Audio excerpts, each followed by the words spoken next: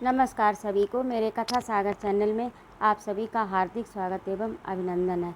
आज मैं उपस्थित हूँ मेरी आत्मकथा जो कि रविन्द्रनाथ टैगोर द्वारा लिखी गई है, उसका अगला अंश जो कि कारवार शीर्षक के अंतर्गत है। सुनिएगा।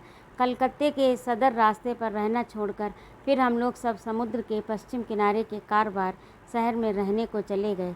बम्बई के दक्षिणी ओर कन्नड़ा जिले का ये शहर खास जगह है। संस्कृत साहित्य में मलय पहाड़ के बीच के जिस प्रदेश का बार बार वर्णन हुआ है, उसी का यह भी एक हिस्सा है। यहाँ बेल दोना की बेलें और चंदन के पेड़ बहुत मिलते हैं। उन दिनों मेरे बड़े भाई वहाँ जज थे। इस छोटे से बंदर को टेकरियों ने घेर रखा है। ये बंदर ऐसे कोने में और सुनसान जगह में है कि वहाँ बंदर होने का कोई निशान तक नहीं दिखता। आधे चांद से चेहरे वाला किनारा ऐसा मालूम होता है कि मानो उसने सागर पर अपनी बाहें फैला रखी हों। इस बालू रेत वाले विशाल किनारे पर नारियल, ताड़ी और आदि के पेड़ का जंगल ऐसा मालूम होता है मानो अनंत को फटकारने के यत्न में लगा हो। इस जंगल में काली नदी बहती है जो इसी किनारे पर आकर सागर में मिल गई है। यह नदी सागर में मिलने के पहले दोनों किनारों पर की टेकरियों के बीच से छोटे से पाट के बीच से बहती हुई आई है। मुझे याद है कि एक दफ़ा चांदनी रात में हम लोग छोटी सी नाव में बैठकर नदी के ऊपर की ओर गए थे। रास्ते में हमें शिवाजी का एक पहाड़ी किला मिला। उसके नीचे हम लोग रुके और किनारे पर उतरकर जरा आगे बढ़े। एक किसान का झाड़ झूड़ कर साफ किया आंगन मिला। वहाँ एक जगह पसंद करके हमने साथ वाले खाने पीने के सामान पर हाथ साफ किया। लौटते वक्त नदी के बहाव के साथ साथ हमने अपनी नाव छोड़ दी।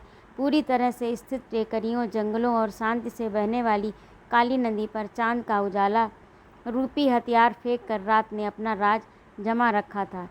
नदी के मुंह तक जाने में हमें बहुत वक्त लगा, इसलिए सागर के रास्ते से न लौटकर हम वहीं नाव से उतर पड़े और बालू मिट्टी वाले रास्ते से घर को लौटे। उस समय रात बहुत बीत चुकी थी, मगर सागर शांत था। उस पर एक भी लहर नहीं उठती थी। हमेशा हवा से हिलकर आवाज़ करने वाले ताड़ के पेड़ भी इस समय चुपचाप थे। विशाल बालू रेत के आजू बाजू की पेड़ की कतारों की छाया भी अडिग थी और क्षितिज से मिली हुई काले रंग की टेकरियाँ गोल रूप में आकाश की छाया में आराम से नींद ले रही थीं। सभी ओर फैली हुई चुप्पी और स्फटिक से चांद के उजाले में हम मुट्ठी भर इंसान भी मुंह से एक शब्द भी न निकालते हुए चुपचाप चले जा रहे थे। हमारे साथ केवल हमारी छाया जरूर थी। हम घर पहुँचे और बिस्तर पर पड़ रहे, लेकिन मुझे नींद ही नहीं आती थी। अपने से भी ज़्यादा गंभीर विषय में मेरी नींद शायद समा गई थी। उस समय मैंने एक कविता बनाई। ये कविता बहुत दूर सागर के किनारे की रात में एक मेघ हो गई है। जिस याद ने उस काव्य की रचना की, मेरे पढ़ने वाले उससे जानकार नहीं हैं, इसलिए कह नहीं सकता कि वह कविता पाठकों के मन में किस तरह भिड़ सकेगी। मोहित बाबू ने जो मेरे काव्यों का संग्रह प्रकाशित किया था, शायद इसी डर से उसमें भी इस कविता को उन्होंने जगह नहीं दी थी। मैं अपनी जीवन स्मृति में उसे जगह देना उचित समझता हूँ और पढ़ने वाले भी ऐसा ही समझेंगे, यही मुझे आशा है। यहाँ पर ये लिखना भी ठीक ठाक होगा कि भावनाओं से जब दिल भर जाता है तब कलम से कुछ बाहर निकल ही पड़ता है, लेकिन इतने ही कारण से ये लिखा हुआ बहुत बढ़िया नहीं माना जा सकता। अपने जो कुछ लिखते और बोलते हैं उस पर मन के विकारों की छटा फैलती रहती है। बाहर के योग्य मन के भावों से अलग रहना कभी ठीक नहीं हो सकता। इस तरह मन के भावों में डूबे रहना भी ठीक नहीं है। ये कविता बनाने के लिए पोषक नहीं हो सकता। कविता रूपी चित्र में रंग भरने के लिए याद रूपी तुलिका कुची ही समर्थ है। मन के भावों के पास सानिध्य से कल्पना जकड़ जाती है और उस पर दबाव आकर पड़ जाता है।